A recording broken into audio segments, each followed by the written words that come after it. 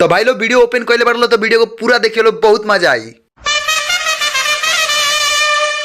अरे बिहार में तो दारू बैन हो चुका है, लेकिन फिर भी दारू बेचा रहा है। लागो तो तू दारू पिए लू, यही से तेरा ज्यादा चिंता बा।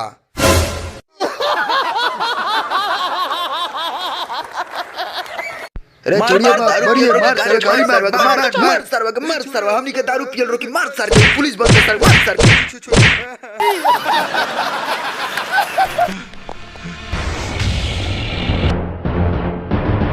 का करता रे एकोनी से हमरा के पिटवा देले। दारू रोक देम सनी देवल, दारू रोकबे। नो ई हमार गांव हटे और ई हमरा गांव में दारू कहियो बंद ना हो पाई, समझ ले।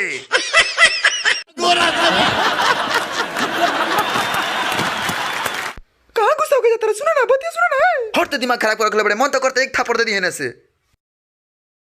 अरे कोहा तानी कि बियर पिए के एगो पैसा हले नहीं का, तो तोरा काम पैसा कहां से दे दी बताओ ना। तेही तू बियर पिएला?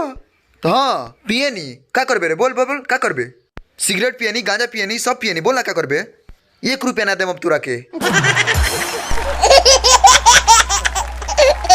ए छोड़ ना दई सब ना सवा, अरे मर जेबे रे, समझ ले। ना छुट्टी हो। अरे काहे ना छुट्टी रे, हम छोड़वा देम सब। आज से पूरा तोर नाश्ता छूट गइल, गांजा सिगरेट सब छूट गइल। चलो ना दारू पिए, पिए बे दारू।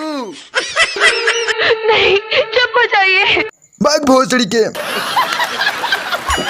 तो भाई लोग वीडियो पसंद आए तो वीडियो को अभी लाइक कर लो, और चैनल पर नया कर लो तो चैनल को सब्सक्राइब कर लो, ऐसा भोजपुरी कॉमेडी देखे खातिर, और वीडियो को शेयर कर दिया लो। थैंक यू भाई लोग।